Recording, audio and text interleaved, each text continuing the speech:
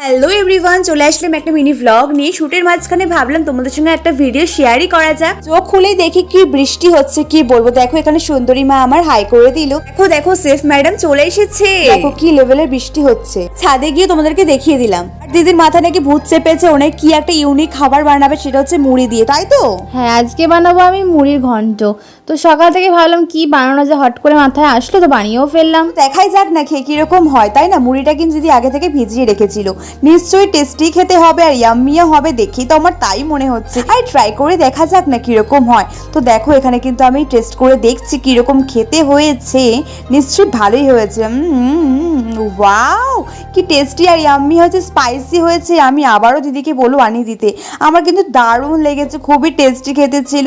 আর বৃষ্টির দিনে দেখো কতগুলো পার্সেল আমার কাছে রিসিভ হয়েছে। আর সানডে মানেই তো চিকেন। খাওয়ার পর কিছু ফ্রুটসও খেয়ে নিলাম। কেমন লাগলো মিনি ব্লগটা বলো। Bye, like, comment, subscribe.